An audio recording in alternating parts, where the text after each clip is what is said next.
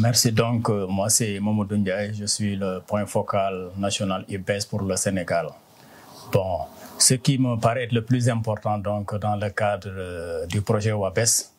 c'était le renforcement des capacités donc, des jeunes universitaires qui auparavant n'avaient aucune en tout cas, connaissance par rapport à la biodiversité et au service écosystème. Qui grâce au projet WABES, donc, ont vu quand même leurs compétences renforcées et qui maintenant, en tout cas pour le cas du Sénégal, où il y en a eu quand même 2 pensionnaires donc, qui ont eu à bénéficier de cette formation. Donc au retour, ils ont dû quand même en tout cas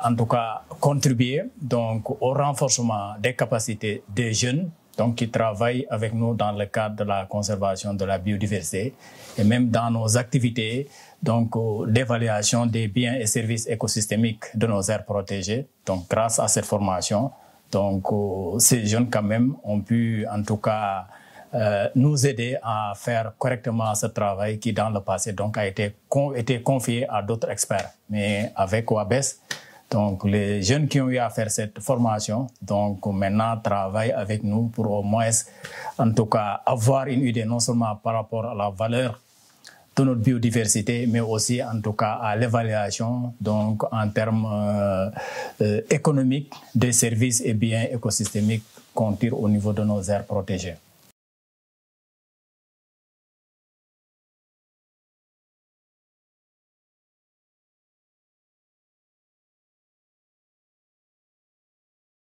Toujours dans le cadre du projet WABES,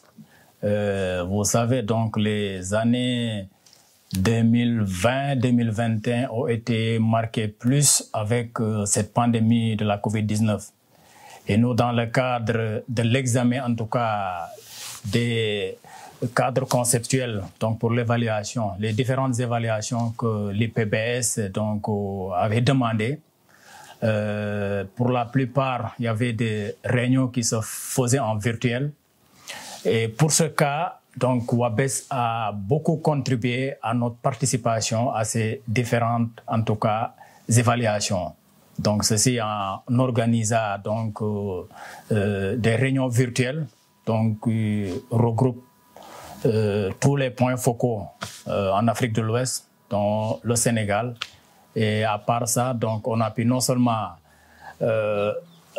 eu quand même nos compétences renforcées en termes quand même de compréhension par rapport aux thématiques qui ont été en tout cas proposées par l'IPBES, mais aussi donc de savoir comment choisir en tout cas les experts que nous avions voulu proposer dans le cadre de ces évaluations-là. Donc ça a été fait donc grâce à WABES. D'autre part aussi, donc, il y a eu quand même, on a participé à des ateliers donc, qui regroupaient tous les experts de la biodiversité en Afrique de l'Ouest. Donc, ces rencontres de partage, en tout cas d'expériences,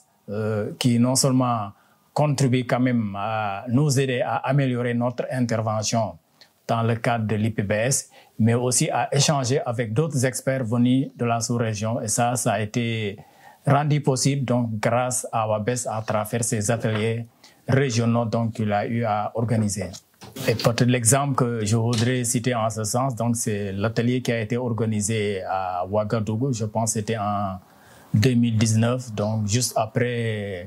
la session plénière qui a été organisée à Paris. Donc WABES avait organisé un atelier régional à Ouagadougou, donc voir par rapport aux orientations qui ont été en tout cas données à l'issue de cette session plénière, mais aussi donc ce qui nous a un peu permis en tout cas d'avoir une vision claire par rapport à nos devoirs, donc par rapport au travail qui nous attend dans le cadre des évaluations, donc en ce qui concerne donc le cadre mondial de la biodiversité 2030.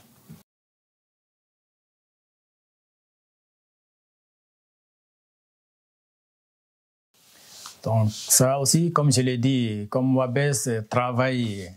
avec les experts, en tout cas dans le domaine de la biodiversité et des services écosystémiques en Afrique, l'une des recommandations que je formulerai en ce sens, c'est en tout cas demander à WABES en tout cas de renforcer ces sessions, non seulement de renforcement des capacités, en tout cas qui non seulement permettront aux acteurs auxquels en tout cas qu'il associe dans le cadre de sa mission, mais aussi développer des stratégies donc à travers une meilleure en tout cas vision des problématiques qui se posent non seulement sur la biodiversité en Afrique, mais aussi de voir en termes quand même d'importance ce que en tout cas les écosystèmes ouest africains donc peuvent contribuer donc